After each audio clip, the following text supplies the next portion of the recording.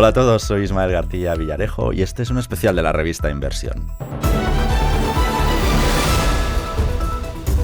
Inversoras, inversores, muy bienvenidos. Raquel y yo os estábamos esperando. Raquel, ¿cómo estás? Bienvenida a la revista Inversión. Muchas gracias, Oye, cuantísimo Ismael. tiempo, ¿no? Un placer estar aquí con vosotros. Raquel Blázquez, como sabéis, es directora de inversiones CEO en Ibercaja Banca Privada.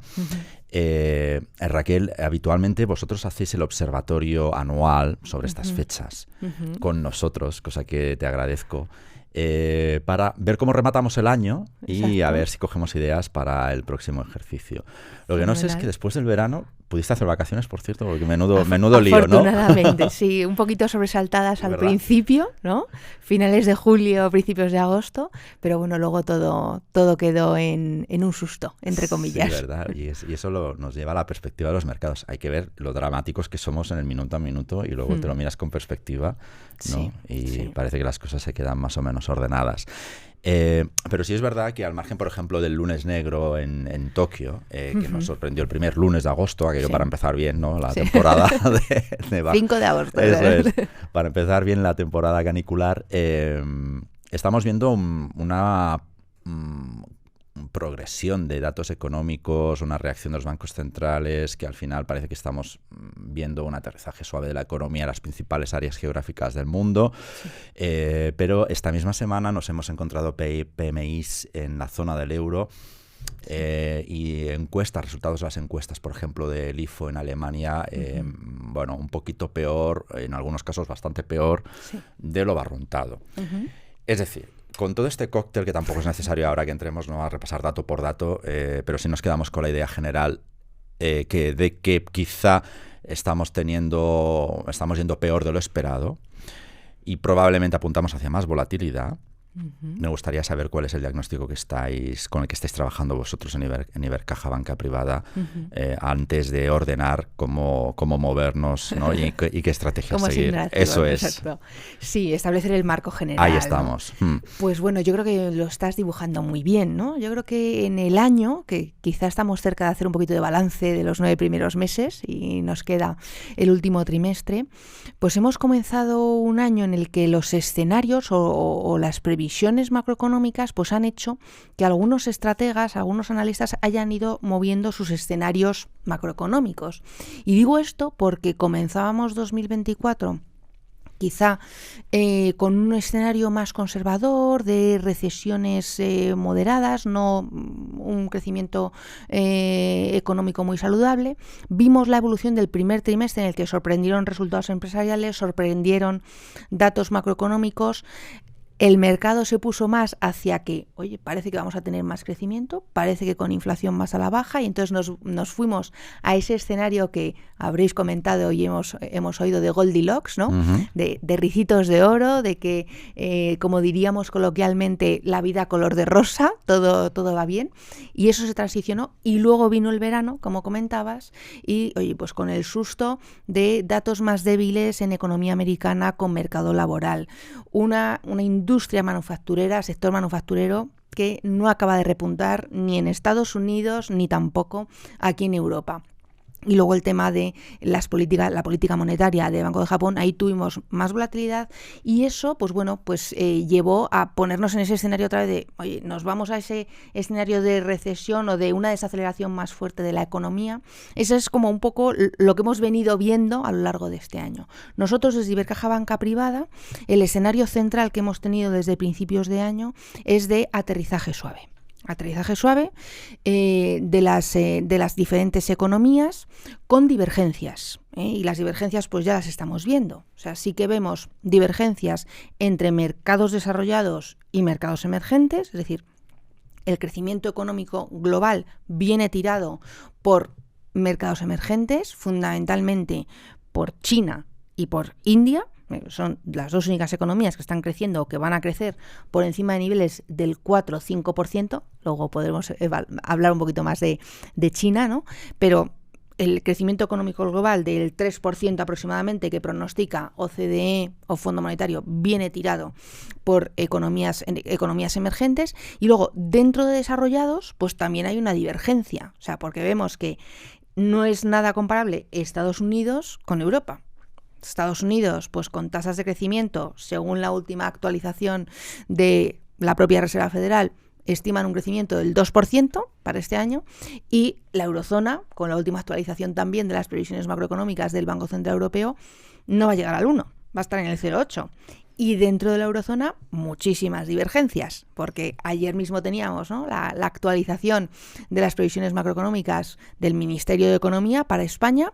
Va a estar por encima del 2,5, ¿no?, el crecimiento económico para este año, 2,4 para el año que viene, y Alemania con unos datos, como bien decías, ¿no?, del IFO, de los PMIs esta semana, sobre todo en Alemania, pues es que si se queda plano al 0% y no entra en recesión, pues como si dijésemos, nos damos con un canto en los dientes, ¿no? Claro, porque sí es verdad que Alemania esperábamos todos una recesión que al final consiguieron más o menos, ¿no? Claro, pero bueno, pero el caso es claro. ¿Qué es un 0,1 claro, o un menos 0,1? Exacto. Al fin y al cabo es que no crece, ¿no? Exacto, O sea, pero al final parece que se está ahí como enquistando, ¿no?, en esos ceros por cien, ¿no? Claro, yo creo que ahí es muy importante cómo es el mix de crecimiento de unas economías y otras, ¿no? O sea, Italia y España son economías que sí, que el sector manufacturero pesa, pero pesa mucho más la parte de servicios, ¿no? Sí. Y eso pues sí que tiene su dinamismo. Sin embargo, Alemania, pues siempre hemos dicho que ha sido el motor de Europa, motor industrial de Europa, ¿no? Toda la potencia, muchas industrias, autos, bienes de equipo y demás, pues están en Alemania. Si estamos teniendo también algo más de ralentización en la zona asiática y fundamentalmente China, pues eso también está impactando en las dinámicas macroeconómicas de Alemania, ¿no? Con lo cual, pues bueno, pues de ahí esa ralentización, ¿no? Me parece, si no me falla demasiado la memoria, que es el mayor cliente China para Alemania, es decir, que están ahí un poco dependientes y todo de ello, ellos. Pues también hay que sumarle no solo China, pero yo creo que sería injusto achacar toda esa debilidad del sector manufacturero a China, sino también pues la transición energética en la que estamos inmersos, ¿no? Las propias industrias, sobre todo la industria de autos, que tiene que transicionar hacia unos modelos, etcétera, pues bueno, yo creo que eso también está impactando, ¿no? Me alegra que lances ese cabo, Raquel, porque hay dos cosas sobre las que te quería preguntar en esta situación general que estamos trazando, ¿no?, dibujando. Es competitividad, por lo que acabas de decir, vamos a ver cómo evolucionan, ¿no?, todas esas transiciones energéticas, sobre todo dentro de la zona del euro. Y luego también inflación. No sé si la política monetaria que estamos viendo, ya que empieza a verse bastante, a quedar en evidencia, nos permite pensar que la inflación ya está totalmente corregida y en caminos o en el camino hacia donde debería dirigirse, sin esperar más sustos en asuntos de precios. No sé qué estáis barruntando vosotros ahí. Pues muy bien, yo creo que es la otra pata, ¿no?, del escenario macroeconómico. Hemos hablado de crecimiento y la otra parte importantísima son las dinámicas de inflación, ¿no? Y yo creo que el mercado pues se está poniendo muy optimista con las dinámicas de inflación y como consecuencia pues cuántas bajadas de tipos se están descontando, porque el mercado está descontando que no hay sustos en inflación, las dinámicas siguen moderándose y por lo tanto los bancos centrales van a bajar, van a tener una senda continuada de bajadas de tipos, ¿no? Nosotros ahí somos más cautos, más conservadores. Sí que vemos que también hay que distinguir la inflación europea de la inflación americana, ¿no? Son distintas y unos componentes son los que han impulsado y están impulsando la inflación americana, que son fundamentalmente componentes relacionados con las dinámicas de vivienda. Y sin embargo en la inflación europea es un componente, también hay que diferenciar por países, pero en términos generales es una inflación más ligada a dinámicas de servicios y salarios, ¿no? Dicho esto, nosotros pensamos que sí, que la tendencia es a desaceleración de la inflación, pero no descartamos que en algún mes o en alguna lectura, pues si se estaba esperando una subida de precios del 0,2 o del 0,3, pues te salga 0,4 y que eso pueda generar algo de ruido, algo de volatilidad. Por lo tanto, pues sí, pensamos que las dinámicas de inflación son a moderación, si estamos efectivamente en lo correcto, en ese escenario de aterrizaje suave de las economías, y que eso pues sí que les va a dar margen a los bancos centrales para seguir esa ruta que han iniciado el Banco Central Europeo antes y acaba de iniciar ahora la Reserva Federal de camino de bajada de tipos.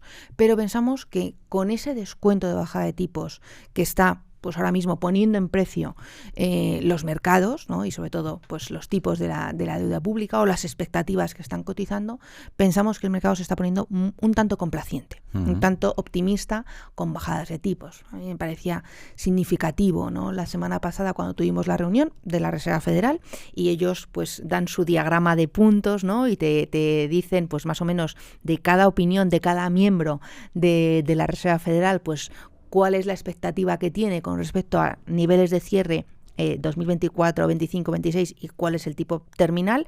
De eso sacas una media, ¿no? Una línea, pues los futuros estaban descontando más bajadas incluso, 100 puntos básicos más de bajadas a 2025, ¿no? Entonces, bueno, pues la Reserva Federal te lo está transmitiendo, pero el mercado va por otra, por otro ánimo, ¿no? Entonces, quizá pues ahí pensamos que nosotros nos decantamos más por ser más conservadores, pensamos que sí, que habrá bajadas de tipos, pero a lo mejor no tan rápido o tan fuertes como se están poniendo en precio ahora mismo. Mario Draghi publicó o mandó un informe de conclusiones, ¿no? La semana pasada a la Comisión Europea, sí. Que von der Leyen ha hecho suyo, de hecho ha construido, digamos, la nueva comisión basándose en las recomendaciones de Draghi. Me llamó la atención porque Draghi puso los puntos sobre las IES de la competitividad de la Unión Europea específicamente y sobre todo también de la zona del euro más concretamente, ¿no? Y le preocupa las posibilidades de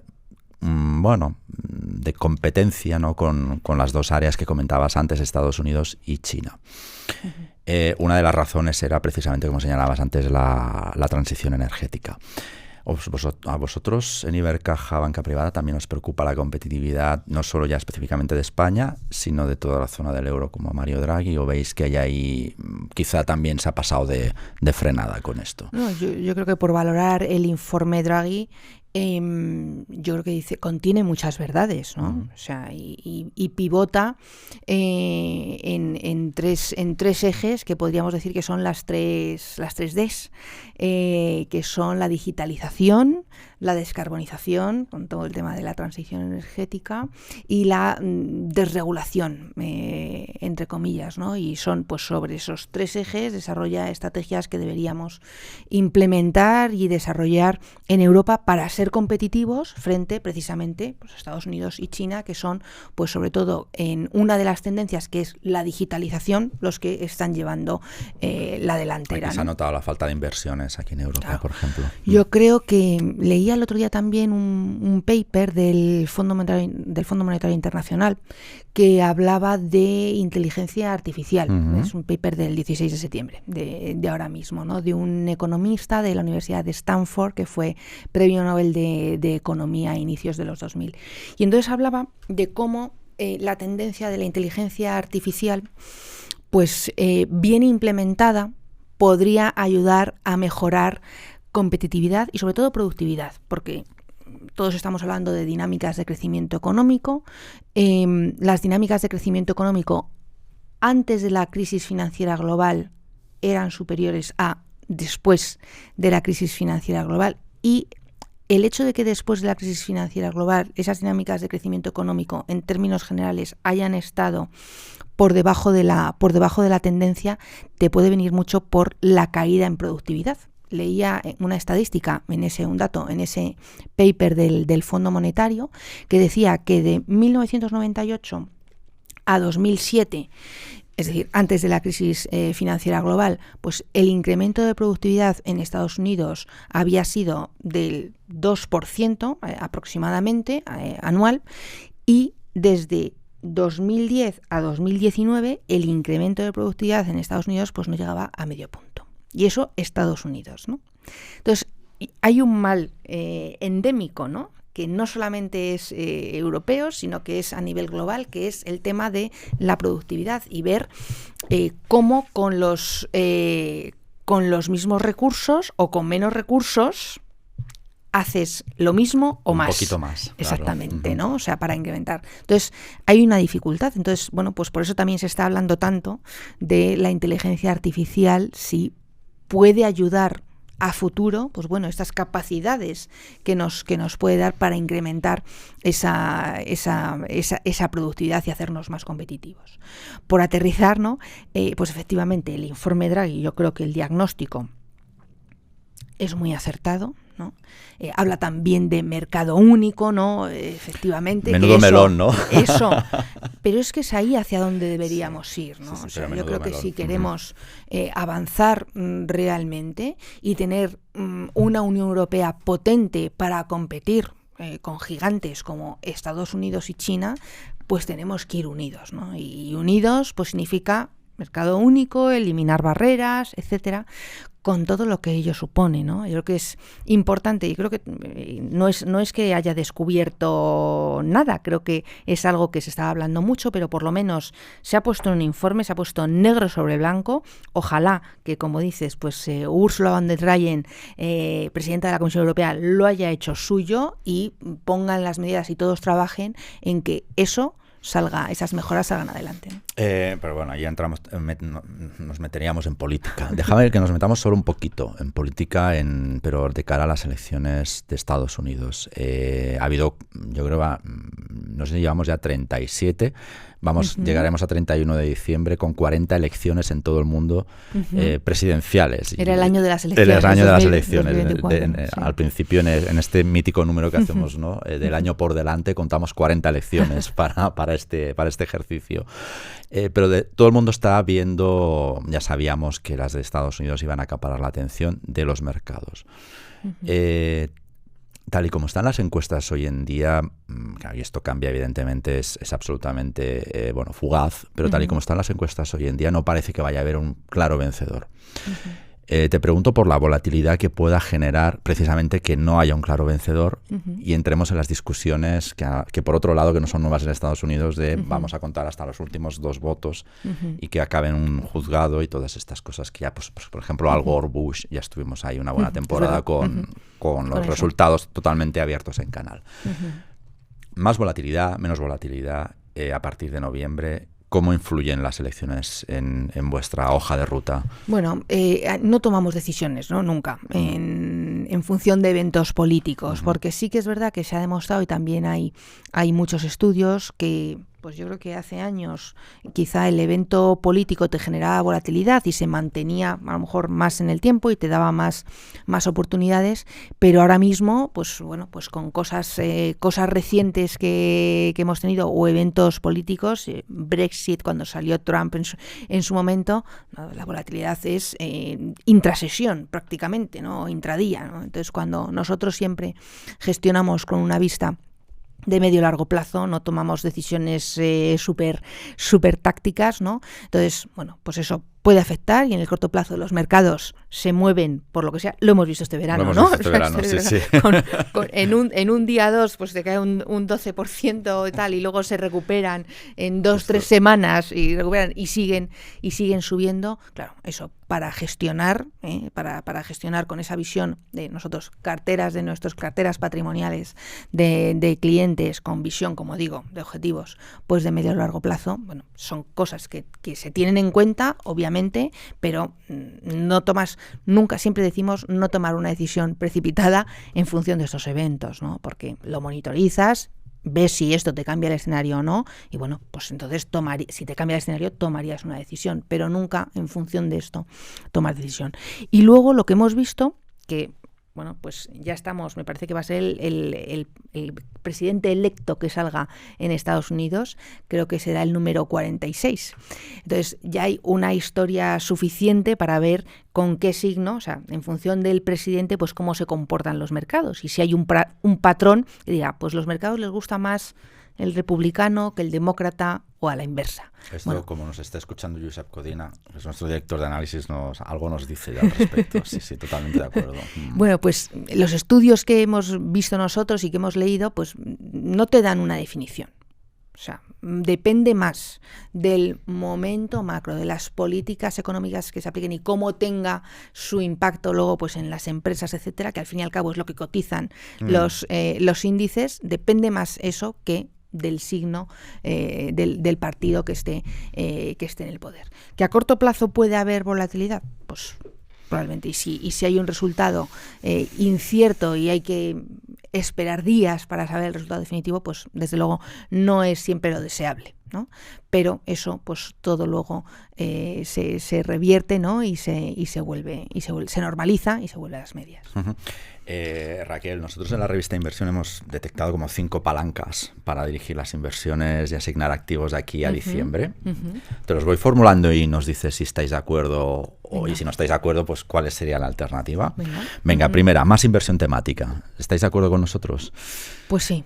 O sea, diríamos que sí, y diríamos también que además la inversión temática, inversión a través de sectores, ¿no? que tienen, bueno, pues perspectivas de crecimiento estructural casi con independencia de la fase del ciclo económico en la que nos encontremos, pues yo diría que es un foco, ¿no? de nuestras estrategias de inversión y que implementamos de hecho en las carteras patrimoniales de nuestros clientes, las carteras que decía, ¿no? Y aquí, pues por dar alguna pincelada, sí, es lo que te iba a preguntar. En cuanto a temáticas, pues estamos buscando buscamos siempre crecimiento, temáticas que tengan crecimiento estructural y crecimiento estructural de calidad. Y aquí tenemos 2 patas, ¿no? Una temática que tiene, o 2 temáticas que tienen un crecimiento un poquito más defensivo, que es todo el tema de farma, sanidad, ¿no? Ahí sí que pensamos. Nosotros este año nos encanta la farma. Además lo está haciendo bien, o sea, por otros años siempre nos ha gustado y otros años no lo estaba haciendo tan bien, ¿no? El año pasado pues se quedó más retrasado, ¿no? Entonces nosotros seguimos pensando que ahí hay un vector de crecimiento que antes o después lo reconocerá el mercado. Este año lo está reconociendo. Luego también todo el tema de consumo básico, consumo estable, porque como he dicho antes, el crecimiento económico pues viene fundamentalmente de economías emergentes y ahí pues bueno, todo lo que es consumo básico, consumo estable, pues también tiene vector de crecimiento. Entonces esas son 2 temáticas de crecimiento, como digo, de calidad, pero más defensivo. Y luego hay otra temática de crecimiento estructural que es un poquito más cíclica, que es la tecnología, ¿no? Y cuando hablamos de tecnología, pues podemos hablar de muchas cosas. Yo creo que la palabra tecnología, abarca muchas subtemáticas. Entonces podemos tener todo el tema de almacenamiento de datos, de digitalización, como no, de inteligencia artificial. Una temática que es la transición energética y para eso necesitas pues también parte de digitalización para facilitar esa transición energética. Entonces, bueno, pues esas temáticas, sanidad, consumo estable, tecnología.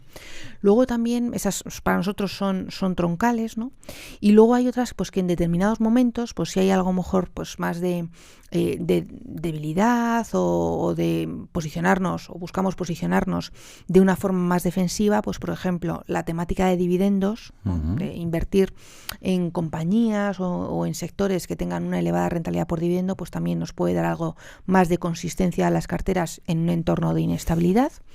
Y también tenemos algo más táctico en las pequeñas compañías. Pequeñas compañías que son muy diversas, pertenecen a muchos sectores muy, muy diferentes, se han quedado retrasadas en valoración, están penalizadas, han empezado a repuntar algo este verano, pero aquí sí que vemos pues bueno, que son diferenciales, porque generalmente las pequeñas compañías pues tienen una estructura, un grupo familiar propietario que está alineado con los intereses de los accionistas, operan en mercados de nicho, generalmente suelen ser también compañías algo más domésticas, entonces pueden estar también, te pueden ofrecer algo de defensividad en un entorno de inestabilidad internacional. Entonces, bueno, 3 temáticas troncales y luego la de dividendos y pequeñas compañías como algo más satélite. Es verdad que nosotros también a las small caps estamos enamoradísimos hasta las trancas, sobre todo de las medianas, ¿no? Otra idea que nos gusta, valores de bajo rendimiento. Nosotros entendemos aquí por empresas que se han quedado cortas en temas de beneficio y comportamiento y precisamente por haberse quedado cortas, pero teniendo unos buenos mimbres ahora tienen potencial. ¿Cómo lo veis vosotros? Pues yo creo que efectivamente llevas razón, ¿no? O sea, el mercado, llevamos un excelente año de evolución de mercados, de renta variable, pero sí que es verdad que ha habido ciertos momentos, no tanto en los últimos meses, pero sí que una gran parte del año, diría que los primeros 6-7 meses ha estado muy polarizado, ¿no? O sea, muy concentrado en temáticas growth, de crecimiento, y en determinados sectores, y dentro de determinados sectores también en determinados nombres, ¿no? Entonces sí que hay sectores, pues tipo, o compañías de sectores como utilities, telecomunicaciones, infraestructuras, que se han quedado retrasadas, ¿no? No como bien dices, no porque tengan malos mimbres, no porque tengan malas cuentas, ¿no? malos cuentas de resultados, balances, etcétera, malas métricas, sino porque, bueno, pues los flujos o el favor del mercado no ha estado ahí, ¿no? Creemos que hay oportunidades porque, como bien dices, pues si están cotizando a ratios de valoración atractivos, pues ahí antes o después el mercado pues lo acaba reconociendo, le acaba compensando, como decíamos antes con el sector farma, cuando hace año y pico pues no estaba no era tan querido, ¿no? Ni había tenido tan buen comportamiento. Pues bueno, pues en esto igual. Generalmente estas compañías pues son compañías de sectores más maduros, que tienen que a lo mejor pues que tienen pues también cuentas más maduras, y que bueno, pues tienen elevados flujos de caja y que reparten dividendos. O sea, son compañías, yo digo, sí, son valores de bajo rendimiento porque lo han hecho mal, pero son valores de alto rendimiento porque tienen elevada rentabilidad por dividendo, ¿no? Entonces yo creo que sí, o sea, que se está viendo que el mercado pues tiene que estar menos polarizado, tener algo más de amplitud de mercado para que las subidas pues también sean como más sanas, entre comillas, ¿no? Menos concentradas, y eso pues efectivamente favorecerá a esos valores. Nosotros, de todos estos que he dicho, telecomunicaciones, utilities, infraestructuras, pues ahora estamos de forma táctica también pues con cierta entrada o cierto posicionamiento en la parte de infraestructuras. Mira, pues el siguiente punto que quería comentarte era porque nosotros estamos este año muy prendidos, ¿no?, con el sector de infraestructuras, y parece que vosotros también. Efectivamente. O sea, la verdad es que infraestructuras no lo ha hecho bien. Este año yo diría que de enero a julio pues no ha sido su momento, y a partir de finales de julio ya agosto empieza a recuperar, ¿no? Se empieza a poner en valor ese sector, ¿no? Yo creo que es una temática también muy interesante, porque efectivamente necesitamos, y a nivel global se necesita una inversión ingente en infraestructuras por temas de transición energética, y no por temas de transición energética, sino por renovar las infraestructuras. Claro, es que, por ejemplo, el diagnóstico que nosotros hacemos es que hay grandes economías como Estados Unidos que requieren una gran renovación de infraestructuras, y donde, por ejemplo, en España hay grandes players para hacer todo esto. Efectivamente. Y ahí yo creo que es clave para llevar a cabo esos proyectos de inversión la colaboración público-privada. O sea, porque efectivamente, bueno, pues se pueden llevar a cabo pues con inversión pública, pero es que los estados también, con los elevados niveles de deuda que tienen, etcétera, pues bueno, necesitan también de players de esa colaboración privada para llevar a cabo pues esos proyectos. Entonces yo creo que es una dinámica de crecimiento, y luego además pues efectivamente son compañías que no han estado beneficiadas en los últimos 2 años, pues fundamentalmente por el entorno de elevados tipos de interés, porque tradicionalmente pues son compañías intensivas en capital, y con unos niveles de deuda más elevados que otras, ¿no? Entonces este entorno de elevados tipos de interés pues no es el entorno más favorable para este tipo de compañías. Pero si ahora estamos en la otra fase, ¿no?, en la fase de bajada, pues estas compañías tienen buenas métricas también en cuanto a resultados, y además pues la valoración les acompaña. Pues por eso nosotros pues estamos haciendo una incorporación táctica en las carteras que tienen un perfil pues un poquito más de riesgo, ¿no? Bueno, ahora toca hablar del bicho, lo hemos mencionado varias veces durante la charla, es la inteligencia artificial. Nosotros lo vemos como una temática en la que invertir, pero con matices. Nos preocupa el exceso de inversión o la ingente cantidad de dinero que se está volcando ahí sin saber exactamente dónde, pero sí nos gusta o creemos que es una buena manera de entrar en esta temática buscando pues como casi creo que lo decías antes, buscando los puntos que se van a favorecer o que van a ser favorecidos por la inteligencia artificial, pues por ejemplo con ganancias de productividad. Entonces, más que invertir en Nvidia, nosotros lo que tendríamos que hacer ya es buscar la siguiente Nvidia, pero más que invertir en Nvidia, lo que nosotros buscaríamos es quién se va a beneficiar de una mejora de productividad y por tanto de competitividad con la inteligencia artificial. Totalmente de acuerdo, ¿no? Esas temáticas adyacentes ¿no? O sea, yo creo que está encima de la mesa, ¿no? El debate, si esto pues es otra burbuja o tiene algo de consistencia. Yo creo que tiene consistencia, ¿no? Y leía el otro día con ese paper del Fondo Monetario Internacional, ¿no? Que hablaba pues de la ley de Amara, que hablaba de que pues tradicionalmente con temas de tecnología se tiende a sobreestimar los efectos de una tecnología a corto plazo y a subestimar los efectos que tiene esa tecnología a largo plazo, y que eso ha pasado con todos los cambios tecnológicos que hemos visto, ¿no? Y claro, yo creo que ahora estamos viendo mucha dispersión de estimaciones de cómo va a impactar o cómo va a mejorar la inteligencia artificial en dinámicas de crecimiento, productividad, etcétera. Y hay con otro paper, en este caso era de Goldman Sachs, pues en el mismo paper una estimación de aquí a 10 años te daba que te incrementaba el crecimiento económico anual en un punto porcentual anual, la inteligencia artificial, y otro te hablaba que no llegaba al 0,1.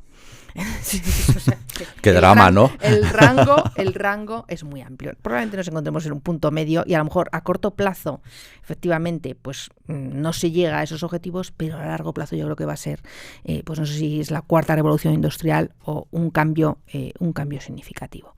Y eso es lo que estamos viendo en las compañías. O sea, yo creo que cuando miramos los resultados de las compañías y sobre todo hay que mirar las cuentas, los papeles, pero también es importante escuchar a los directivos, ¿no? Cuando transmiten sus resultados, transmiten que hay un miedo de quedarse atrás en las inversiones, ¿no? Es el fear of missing out, ¿no? Este miedo de perdértelo, de quedarte fuera. Por eso están, pues incrementando las inversiones, a pesar de que a corto plazo la monetización de las mismas, pues a lo mejor en determinadas compañías se pone en duda, ¿no?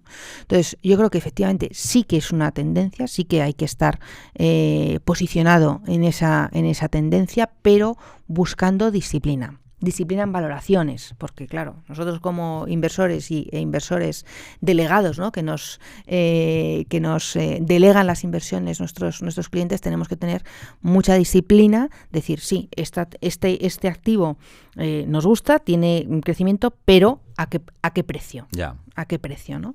Entonces, pues ahí hay que discriminar, ¿no? Y como bien dices, pues a lo mejor hay que buscar la siguiente Nvidia o aquellos sectores o subsectores adyacentes o temáticas adyacentes que se puedan beneficiar de eso, ¿no? Uh-huh. Raquel, vamos a hablar con todo esto me gustaría que me hicieras una pequeña asignación de activos, porque no hemos hablado, por ejemplo, de renta fija y todo el mundo coincide que es el año de la renta fija. Nosotros ahí vemos, por ejemplo, hemos descubierto que nos está gustando, hemos analizado, no sé si vosotros habéis leído algo, pero nos está empezando a entusiasmar la deuda local. Por ejemplo, emergente, por ejemplo en Estados Unidos, donde precisamente por lo que hablábamos antes de que toca renovar mucha infraestructura, va a haber muchísima inversión pública en ese asunto, ¿no? Y no solo creemos que una manera de subirse al tren es pues yendo a por los players, como decíamos antes, ¿no? Que se van a encargar de ejecutar esas renovaciones, sino también comprando papel de las administraciones que lo van a pagar, ¿no? Pero bueno, háblame un poco de renta fija. No sé si esta idea te gusta o no te gusta, así hago la pluma. Sí. Y una pequeña asignación de activos en el momento en el que estamos. De hecho, nosotros siempre que hablamos de cuál es la solución, ¿no? para asignar activos, pues hablamos de las carteras diversificadas, la diversificación de carteras, ¿no? Entendida más allá de una suma de diferentes tipologías de activos, no es eso solo, sino es precisamente la combinación eficiente y óptima de los distintos tipos de activos, fundamentalmente renta fija, renta variable. Todo ello acorde con el perfil inversor o las necesidades que tenga el inversor para el que le estemos haciendo esa asignación de activos. En términos generales, si hablamos de asignación de activos, pues nosotros hoy día para un cliente, que el perfil yo creo que de cliente más común, ¿no?, o más abundante en España, pues es un perfil conservador, pues estaríamos sobreponderando, dando más peso a la parte de renta fija, porque lo vemos más atractivo, y ahí pues nos estaríamos yendo a 80-85% de peso en una cartera así de asignación de activos en la parte de renta fija y o 15-20% en la parte de renta variable. Si hablamos de renta fija, centrándonos en renta fija, pues hay que distinguir entre deuda soberana, ¿no?, y renta fija privada, crédito.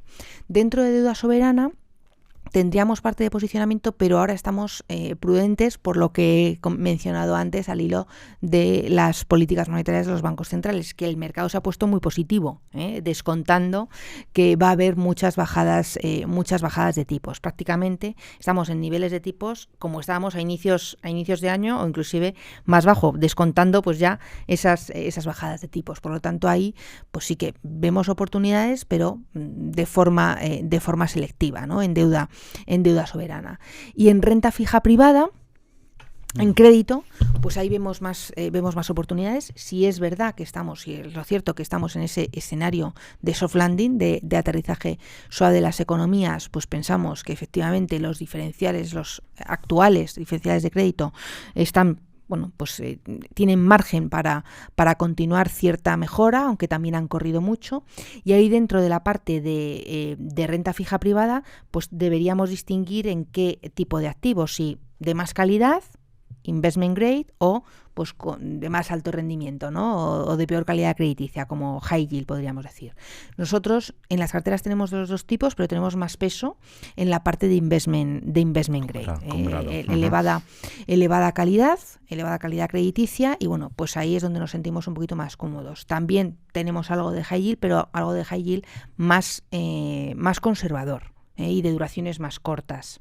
Un high yield pues puede ser de W+, bueno, pues es en ese segmento en el que nos iríamos, no al single B, o ya ahí, bueno, pues ahí preferiríamos no estar, ¿no?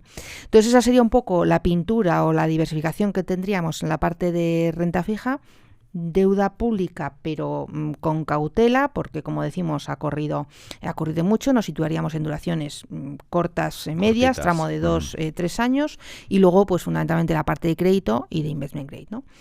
Y la pata de renta variable, como digo, pues para un inversor conservador podría ser 15-20%, ese rango, pues ahí fundamentalmente en las temáticas que hemos dicho anteriormente, y a nivel geográfico estaríamos sobreponderados, tendríamos más peso en Estados Unidos, porque sí que vemos, como hemos dicho, pues que a nivel competitivo y de presencia en esa economía de sectores donde vemos crecimiento estructural, pues creemos que es ahí donde hay que estar. Tácticamente sí que antes del verano, en junio, nos pusimos algo más positivos en Europa, que de momento no lo ha hecho mal, pero no ha pagado en términos macroeconómicos, porque Europa pensábamos que quizá los indicadores adelantados de actividad estaban tocando suelo y que podrían recuperar. Pues con las últimas lecturas de momento, pues esa recuperación se retrasa, pero a Europa le apoya la valoración relativa. Entonces pues por eso también tácticamente subimos algo de peso en Europa, y tenemos una asignación, aunque es más satélite, más residual, a la parte emergente, fundamentalmente con China, ¿no? Hemos estado sufriéndolo a lo largo de este año, y parece que ahora con las nuevas medidas, ¿no?, anunciadas ayer, pues yo creo que las autoridades tratan de transmitir su compromiso para, bueno, tratar de que no estén en una situación de japonización, ¿no?, y que haya pues una recuperación del dinamismo económico, ¿no? A ver qué tal. Pues también es verdad, no sé cómo lo veis vosotros, pero volvemos a yo sé que a mí cada vez que los gobiernos, ¿no?, empiezan a apostarlo todo o a corregir el mercado inmobiliario, a mí se me ponen los pelos de punta, pero no sé si es suficiente para China eso.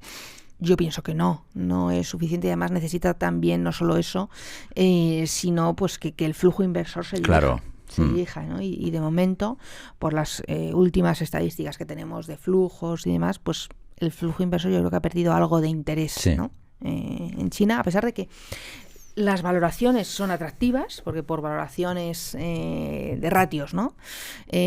Pues están cotizando a ratios atractivos, pero yo creo que las dudas estructurales del crecimiento estructural pues están pesando más, ¿no?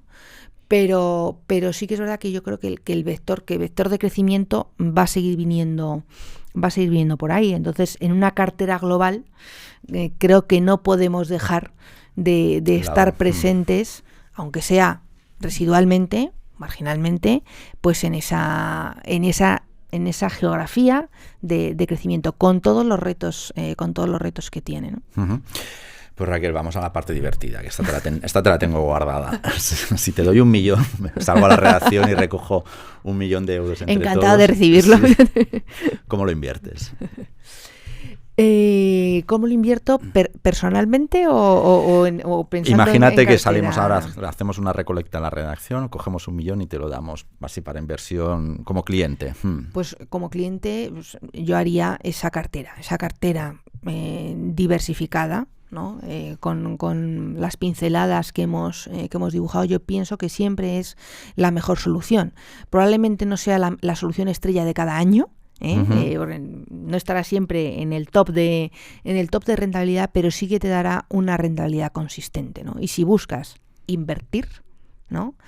Tienes la palabra invertir, lleva pues esa visión implícita de medio y largo plazo. Si me dices de aquí a diciembre, pues te diría de aquí a diciembre el millón guárdalo en un fondo monetario o de corto plazo, que porque te da el 3 y pico, de ¿no? aquí a diciembre no sé qué va a pasar, ¿no? De aquí a diciembre creo no sé qué va, y si lo necesitas sacar en diciembre, pues eso, fondo monetario o solución de corto plazo. Pero si hablamos de invertir a medio y largo plazo, siempre para nosotros la solución es una cartera diversificada que combine renta fija con renta variable en el mix que necesite el inversor. No es lo mismo pues un inversor de mediana edad que una persona que está empezando a trabajar. O sea, las necesidades son distintas y por lo tanto su perfil será distinto y el mix de renta fija, renta variable pues será diferente, ¿no? Pero yo creo que esa diversificación de cartera es la solución estrella. Uh-huh.